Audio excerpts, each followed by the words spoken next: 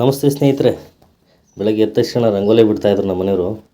ರಂಗೋಲಿ ಮಹತ್ವ ಏನಪ್ಪ ಅಂದರೆ ಸಕಾರಾತ್ಮಕ ಶಕ್ತಿಗಳನ್ನ ಒಳಗೊಂಡಿರುತ್ತೆ ಮತ್ತು ದುಷ್ಟ ಶಕ್ತಿಗಳನ್ನ ಮನೆ ಒಳಗಡೆ ಬರಲಿಕ್ಕೆ ಬಿಡೋದಿಲ್ಲ. ಮತ್ತು ಯಾವುದೇ ಮಂಗಳಕರ ಕಾರ್ಯ ಮಾಡಬೇಕು ಅಂದರೂ ಶುಭ ಸಂಕೇತವಾಗಿ ರಂಗೋಲಿಯನ್ನು ಮನೆ ಮುಂದೆ ಬಿಡ್ತಾರೆ. ಇದು ಸಂಪ್ರದಾಯ. ಎಲ್ಲರೂ ಮಾಡಿದಂತೆ ನಮ್ಮ ಮನೆಯಲ್ಲೂ ಸಹ ಲಕ್ಷ್ಮೀ ಪೂಜೆ ಮಾಡಬೇಕಂತೇಳಿ ಎದ್ದೋಳೋ ಅಷ್ಟೊತ್ತು ಖಾಲಿ ಎಲ್ಲ ಕೂರಿಸಿ ರೆಡಿ ಮಾಡ್ತಿದ್ರು. 3 ಗಂಟೆಗೆ ಎದ್ದು ರೆಡಿ ಮಾಡಿದರು ಪಾಪ ಅವರು. ಇದು ಲಕ್ಷ್ಮೀ ವರಮಹಾಲಕ್ಷ್ಮಿ ವ್ರತ, ವರಮಹಾಲಕ್ಷ್ಮಿ ಹಬ್ಬ. ಏನಪ್ಪ ಇದ್ರ ಮಹತ್ವ ಅಂದರೆ ಅಷ್ಟಲಕ್ಷ್ಮಿಯರು ಅಂದರೆ 8 ಲಕ್ಷ್ಮಿಯರು. ಆದಿಲಕ್ಷ್ಮಿ, ಧನಲಕ್ಷ್ಮಿ, ಧಾನ್ಯಲಕ್ಷ್ಮಿ, ಗಜಲಕ್ಷ್ಮಿ, ಸಂತಾನಲಕ್ಷ್ಮಿ, ವೀರಲಕ್ಷ್ಮಿ, ವಿದ್ಯಾಲಕ್ಷ್ಮಿ, ವಿಜಯಲಕ್ಷ್ಮಿ ಅಂತೇಳಿ ಅಷ್ಟಲಕ್ಷ್ಮಿಯರು ಇರ್ತಕ್ಕಂಥ ಸೇರಿ ವರ ಕೊಡತಕ್ಕಂಥ ಹಬ್ಬನೇ ವರಮಹಾಲಕ್ಷ್ಮಿ ಹಬ್ಬ. ಆದಿಲಕ್ಷ್ಮಿ ಅಂದರೆ ಏನು? ವಿಷ್ಣುವಿನ ಪತ್ನಿಯಾಗಿ ವೈಕುಂಠದಲ್ಲಿರ್ತಾಳೆ. ಧನಲಕ್ಷ್ಮಿ ಅಂದರೆ ಸಂಪತ್ತಿಗೆ ಅಧಿದೇವತೆ. ಧಾನ್ಯಲಕ್ಷ್ಮಿ ಅಂದರೆ ಆಹಾರ ಮತ್ತು ಧಾನ್ಯಕ್ಕೆ ಅಧಿದೇವತೆ ಆಗಿರ್ತಾಳೆ. ಗಜಲಕ್ಷ್ಮಿ ಅಂದರೆ ಸಂಪತ್ತು ಮತ್ತು ಅಧಿಕಾರ ಮತ್ತು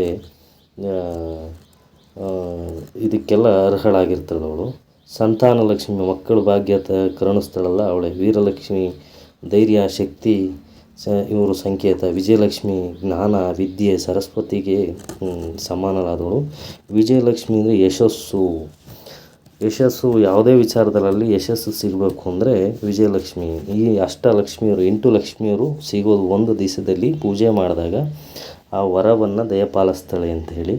ಸಾಮಾನ್ಯವಾಗಿ ಎಲ್ಲರೂ ಅಷ್ಟ ಸಂಪತ್ತು ಎಲ್ರಿಗೂ ಸಿಕ್ಕಿರಲ್ಲ. ಸಿಕ್ಕಿದ್ರೆ ಅವರ ಪುಣ್ಯ ಬೇಡ್ಕೊಳ್ಳೋಕ್ಕೋಸ್ಕರ ಈ ಹಬ್ಬ ಮಾಡ್ತೀವಿ. ನಮ್ಮ ಮನೇಲೂ ಮಾಡಿದರು.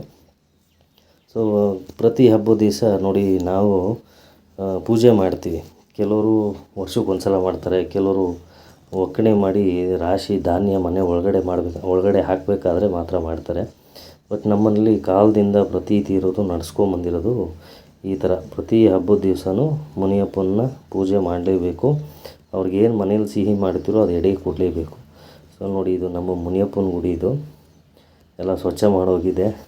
ಈ ಪೂಜೆಗೆ ರೆಡಿ ಮಾಡಿ ಪೂಜೆ ಮಾಡೋಣ ಅಂತ ಒಂದು ದೀಪ ಹಚ್ಚಿಬಿಟ್ಟು ನಮ್ಮ ಕೈಲಾದ ಮಟ್ಟಿಗೆ ಒಂದು ಹಣ್ಣು, ಕಾಯಿ, ಹೂವು, ಊದುಬತ್ತಿ ಮತ್ತು ಏನು ಪ್ರಸಾದ ಎಡೆ ಮಾಡಿರ್ತೀವೋ ಅದು ನೈವೇದ್ಯ ಮಾಡಿ ಇದು ಮುನಿಯಪ್ಪನ ಪೂಜೆ ಮಾಡೋದು ಜಮೀನೂರವರು ಪ್ರತೀಕ. ಇದು ಪೂಜೆ ಎಲ್ಲ ಆದಮೇಲೆ ಏನು ಪನ್ನೀರ್ ಪಲಾವ್ ಅಂತ ಮಾಡಿದರು. ತುಂಬ ಚೆನ್ನಾಗಿತ್ತು. ಪಲಾವ್ಗಿನ್ನ ಡಿಫ್ರೆಂಟ್ ಪಲಾವ್ ಇದು. ಇನ್ನೊಂದು ಸರಿ ನೆಕ್ಸ್ಟ್ ರೆಸಿಪಿ ವಿಡಿಯೋ ಹಾಕ್ತೀನಿ, ಮಾಡ್ಕೊಂಡು ನೀವು ತಿನ್ನಿ, ಚೆನ್ನಾಗಿರುತ್ತೆ. ನೋಡಿ, ಲಕ್ಷ್ಮಿ ಹಬ್ಬ ಮಾಡೋದು ಮುಖ್ಯ ಅಲ್ಲ, ಮನೆಗೆ ಹೆಣ್ಮಕ್ಳು ಇರ್ತಾರಲ್ಲ, ಅಬ್ಬಾ ಏನ್ರಿ ಅವು ಅವಕ್ಕೆ ಈ ಕಾಂಬಿನೇಷನ್ ಬಟ್ಟೆಗಳು ಒಂದೇ ಥರ ಇಬ್ಬರಿಗೂ ಆಗ್ತಂಗಿರು ಹೊಲಿಸಿ ಅವರು ಐಭೋಗ ಅವ್ರ ಸಿರಿ ನೋಡೋದೇ ಲಕ್ಷ್ಮೀರು ನೋಡ್ದಂಗೆ ಆಗುತ್ತೆ. ಅಷ್ಟಲಕ್ಷ್ಮಿಯರು ಮನೇಲಿ ಹೆಣ್ಮಕ್ಳು ಇರ್ತಾರಲ್ಲ ಅವ್ರಿಗೆ ಸಂಕೇತ ಅಂತ ಹೇಳಿ. ಹೆಣ್ಮಕ್ಳು ಭಾಗ್ಯ ಎಲ್ರಿಗೂ ಸಿಗಲ್ಲ. ಯಾರಿಗಪ್ಪ ಹೆಣ್ಮಕ್ಳು ಭಾಗ್ಯ ಸಿಗುತ್ತೆ ಅಂದರೆ ಪುಣ್ಯವಂತರಿಗೆ ಮಾತ್ರ ಹೆಣ್ಮಕ್ಳು ಭಾಗ್ಯ ಸಿಗುತ್ತೆ. ಭಗವಂತ ನನಗೆ 2 ಹೆಣ್ಮಕ್ಳನ್ನ ದಯಪಾಲಿಸಿದ್ದಾನೆ. ನಾನೇ ತುಂಬ ಪುಣ್ಯವಂತ. ನೋಡಿ, ಆ ಮಕ್ಕಳು, ಆ ನಗು ಮತ್ತು ಏನೋ ಒಂದು ಖುಷಿ. ಹಬ್ಬ ನಾವು ಹೊಸ ಬಟ್ಟೆ ಹಾಕ್ಕೋತೀವಿ, ನಮ್ಮನ್ನು ಚೆನ್ನಾಗಿ ರೆಡಿ ಮಾಡ್ತಾಳೆ ಅಮ್ಮ. ಒಂದು ಬಾಂಧವ್ಯ ಬೆಳೆಯುತ್ತೆ. ಹಬ್ಬ ಅಂದ್ರೇನು ಗೊತ್ತಾಗುತ್ತೆ, ಯಾವ ಥರ ಪೂಜೆ ಮಾಡಬೇಕು. ಇವು ಒಂಥರ ಸಿರಿ ಸಂಪತ್ತಿದ್ದಂಗೆ ಹೆಣ್ಮಕ್ಳು ಮನೇಲಿದ್ದರೆ. ಈ ವಯಸ್ಸಲ್ಲಿ ಆಟ ಆಡ್ತಿರ್ತವೆ, ಬಟ್ಟೆ ಹಾಕ್ಕೊಂಡು ಮುದ್ದಾಗಿ ರೆಡಿಯಾಗಿ ಎಷ್ಟು ಚೆನ್ನಾಗಿ ಕಾಣ್ತಾರೆ ಅಂದರೆ ಈ ಮುದ್ದು ರಾಧೆ ಥರ. ನೋಡಿ ಎಷ್ಟು ಚೆನ್ನಾಗಿ ಆಟ ಆಡ್ತಾರೆ. ಭಾಳ ಖುಷಿ ಆಯಿತು. ಅದೇ ಥರ ನಮ್ಮ ಶಿವರಾಜ್ ಅವರು ಮತ್ತು ಧರ್ಮಪತ್ನಿ ಬಂದು ನಮ್ಮನ್ನು ಅವ್ರ ಮನೆ ಹಬ್ಬಕ್ಕೆ ಇನ್ವೈಟ್ ಮಾಡಿದರು. ಮಕ್ಕಳನ್ನ ಕರ್ಕೊಂಡೋಗಿ ಅರಿಶಿನ ಕುಂಕುಮ ಕೊಡಿಸ್ಬೇಕಿತ್ತಲ್ಲ. ಸೊ ನಮ್ಮೂರಿಂದ ಅವ್ರ ಊರಿಗೆ 7 ಕಿಲೋಮೀಟ್ರ್ ಆಗುತ್ತೆ. ಹೊರಟ್ವಿ. ಮಳೆ ಬಿದ್ದಿದ್ದರಿಂದ ತುಂಬ ಚೆನ್ನಾಗಿತ್ತು ವಾತಾವರಣ. ರಸ್ತೆ ನೋಡಿ ಕಪ್ಪಗಿರುತ್ತೆ, ಅಲ್ಲಲ್ಲಿ ಗುಂಡಿ ಇರ್ತದೆ. ನಮ್ಮ ಹಳ್ಳಿ ರಸ್ತೆನೇ ಈ ಥರ ಗೊತ್ತಾಗಲ್ಲ. ಸೊ ನೋಡಿ, ಅವ್ರ ಮನೆ ಬಂತು. ಮನೆಗೆ ಹೋದ್ವಿ. ತುಂಬ ಚೆನ್ನಾಗಿ ಕಂಡು ಕಳಿಸಿದ್ರು. ನೋಡಿ, ಅವ್ರ ಸ್ನೇಹಿತೆ ಸಿಕ್ಕಿದ್ದು ಭಾಳ ಖುಷಿ ಆಯಿತು. ನನ್ನ ಫ್ರೆಂಡ್ ಮಗಳು ವಿಭಾಶ್ರೀ ಅಂತೇಳಿ. ಇವ್ರು ನನ್ನ ಮಗಳು ದೊಡ್ಡ ಮಗಳು ವಿಭಾಶ್ರೀ, ಇಬ್ಬರು ಕ್ಲಾಸ್ಮೇಟ್ಸು. ಬಟ್ ಸ್ಕೂಲ್ ಬೇರೆ ಬೇರೆ. ಈ ಏನೋ ಒಂಥರ ಆತ್ಮ ಸಮ್ಮಿಲನ ಥರ. ಇವರು ಸಿಕ್ಬಿಟ್ರೆ ಒಬ್ರನ್ನೊಬ್ರು ಬಿಡೋದಿಲ್ಲ, ಅಷ್ಟು ಚೆನ್ನಾಗಿ ಆಟ ಆಡ್ತಿರ್ತಾರೆ. ಅಷ್ಟು ಖುಷಿ. ನಾನು ನನ್ನ ಸ್ನೇಹಿತೆ ಹೆಂಗಿದ್ದೀವೋ ಇವರು ಹಾಗೆ ಇದ್ದಾರೆ. ಅದ್ರ ಜೊತೆ ನನ್ನ ಪುಟ್ಟ ಮಗಳು ಬೇರೆ.